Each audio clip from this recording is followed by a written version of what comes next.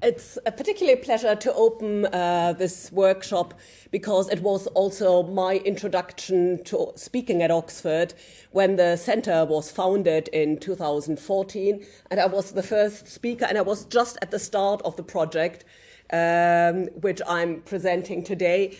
And so I had a map already of some of the manuscripts that I'm trying to reassemble. And since 2014, 15 new manuscripts have been added to the corpus, and that's not to a small part due to the Oxford community who has helped me hunt down some of these manuscripts.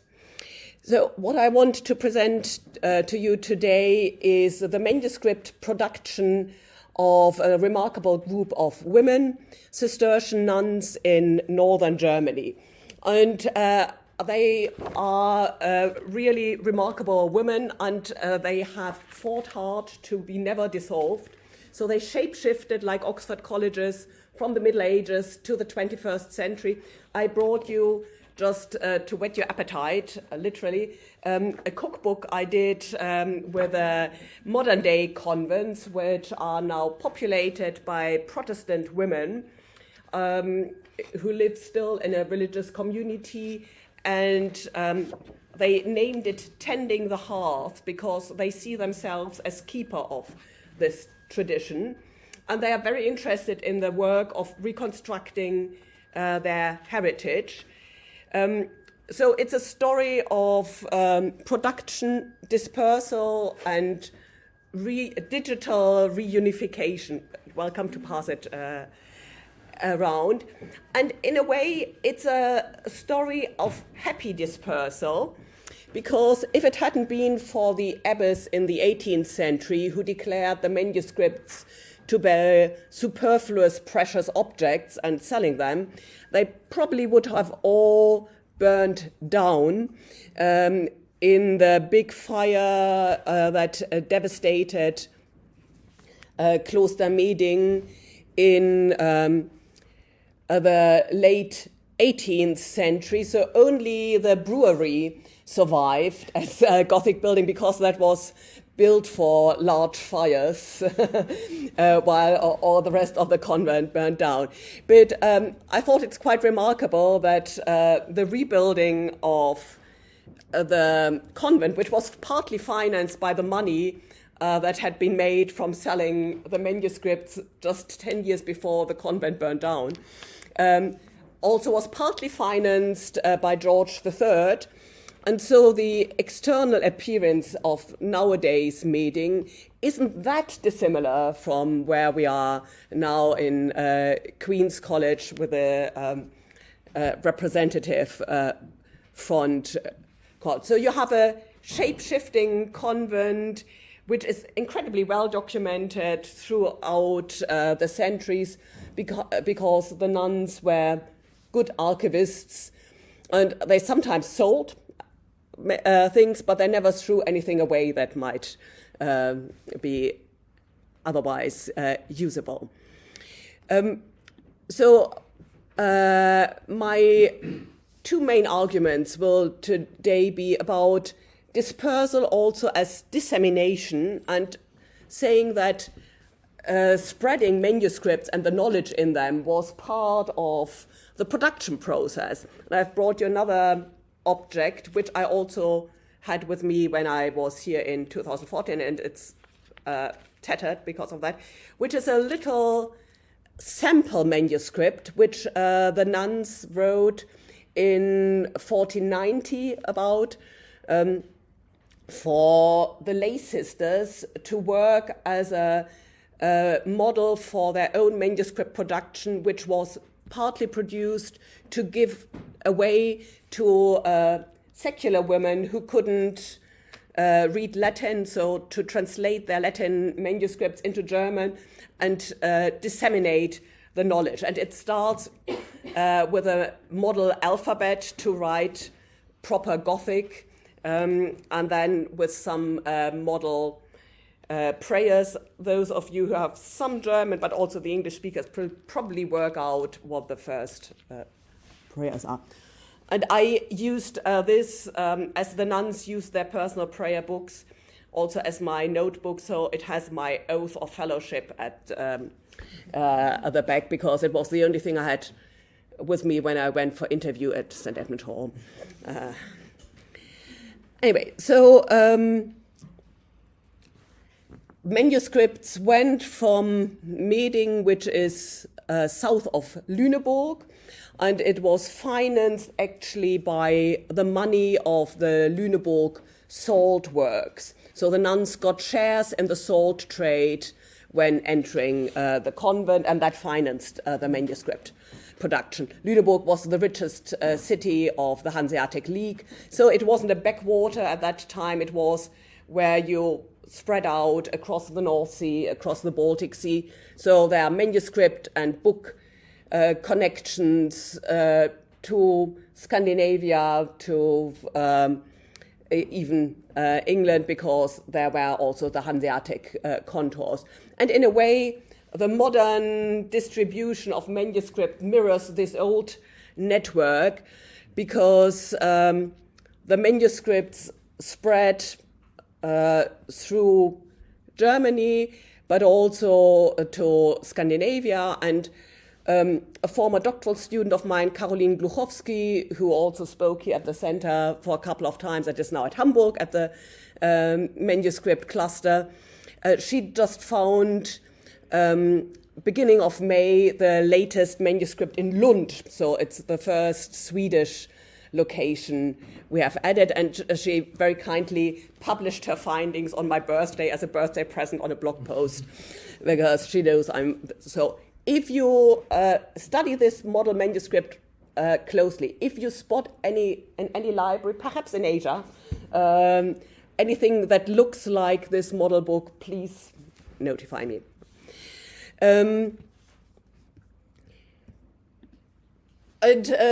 So this is a story that starts in the late 14th century and intensifies over the course of the 15th century, when nuns started producing their own manuscripts. And a particularly important date was 1478, when the convent went a reform, which made it obligatory for each nun to have up-to-date liturgical manuscripts.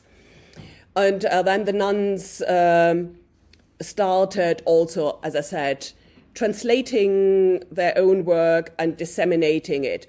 So we have a lovely account by one nun, Elisabeth of Winsen, who describes how she is producing these manuscripts. So at the end of a psalter,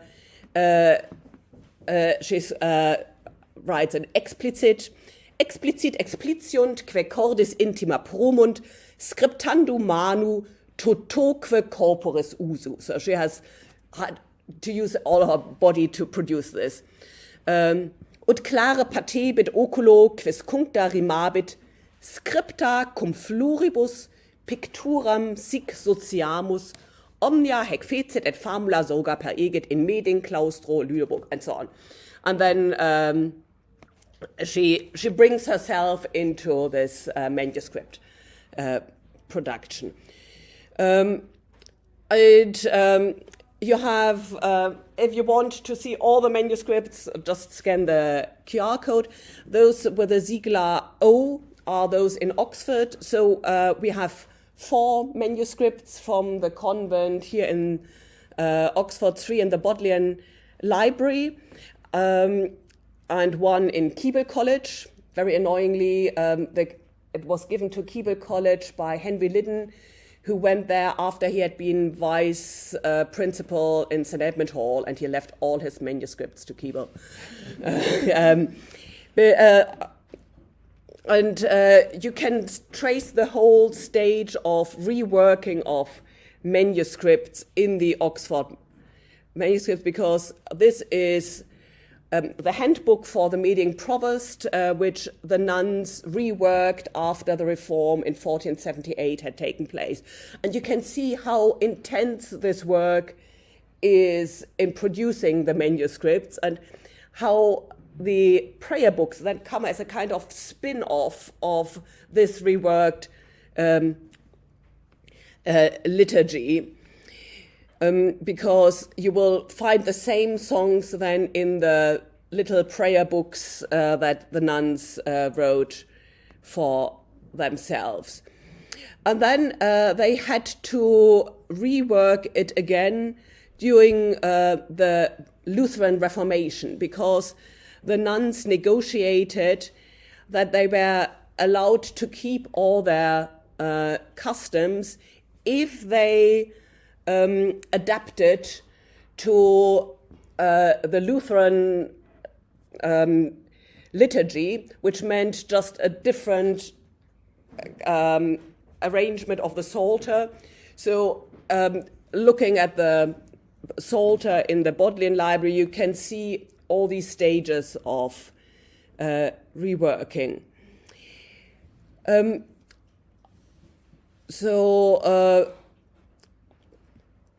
The Reformation then also saw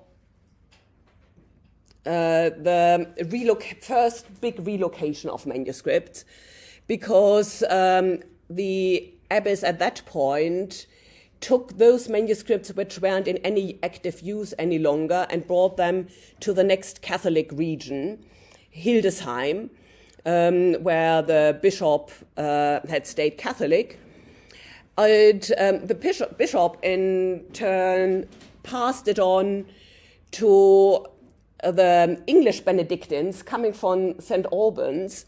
So the Meding manuscript shared a shelf with famous English manuscripts like the St. Albans Psalter, who had been exported from England. So the dispersal of libraries recreates or creates new manuscript ensembles, and you can see in this patchwork of the flyleaf and the new inscriptions how in a way it's a snowball principle of acquiring meaning by passing on through institutions.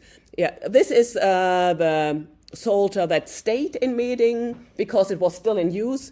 And you see the cantrix, the choir leader, Margarete Hopes, has crossed out the obsolete prayer, but she has crossed it out in a way that it's still very legible, and it nearly is like highlighting the red with or you could see it as a cross of benediction. So you see the different layers of manuscript meaning building up.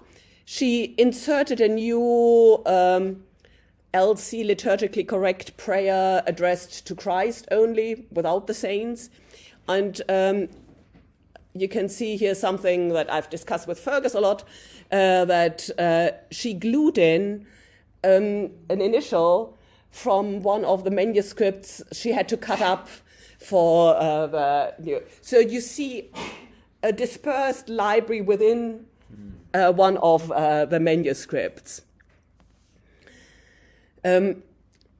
Fast forward to the early modern period, and the manuscripts start shape-shifting in their meaning, no longer in liturgical use, but becoming precious in a new way as antiquarian objects. So you see, and that's when the quotation comes from I used, that the abbess upped the income of die Einkünfte des Klosters by, dass sie viel unnötige, kostbare Sachen, a superfluous, precious object, sold, and in the long run saved, as I said. And it goes hand in hand with an antiquarian documentation, the Historische Nachricht vom Kloster Meding, which was also published in the late 18th century. And then it passes on as these antiquarian objects to the 19th century collectors and becomes foundational in founding several disciplines. Manuscript studies, but also the Deutsche Altertumskunde, so like Percy's Relics of Antiquity. It becomes really influential for starting Germanistic as a philological study. So the first editions of manuscripts are by people like Hoffmann von Fallersleben, whom you might know as the author of the German national anthem, who was a renowned medievalist and cataloging these precious objects. In England, they become valuable to collect on your grand tour through Europe. And so this is the handbook for the Median Provost, where I showed you the reworking. And you see the most Gothic element of it is the bookplate by the 19th century English collector Edward Hailstone. In the 19th century, antiquarian dealers tried to up the value by adding in further spoils of the Middle Ages. So this is a little bone plug which was glued in to make the manuscript more reassemble early medieval manuscripts. It was revived in the 20th century, being bought up again by religious institutions in America. So this belongs to the Cistercian Abbey of Gethsemane, who wanted to create their own backstory of authorization via medieval objects and being studied by Chrysogonos Waddell. By the way, an aside, if you want to hear Cistercian liturgy from Medingen, come on Thursday night to the crypt of St. Peter in the East at 9:30 p.m. We are singing probably 2 hour, well, you can leave after an hour, Cistercian night office reconstructed from the Medingen manuscript. So it's now, many of the manuscripts are in America, but they're studied and they are brought back to the community. So this is a photo shoot from my inaugural lecture where the abbess of Medingen came and carried in procession the Psalter, which I'd shown you, which was brought to Oxford for my inaugural lecture and is now the 4th manuscript here. So to conclude, the manuscript production is already a quite complex process that involves reusing, dispersing, integrating material, and dissemination is built in from the start as part of the production process. So also collecting and studying the Medingen manuscripts can only be done, as it were, by a community, as a multidisciplinary scholarly process which allows the historic layers of appreciation to shine through. So thank you for your attention.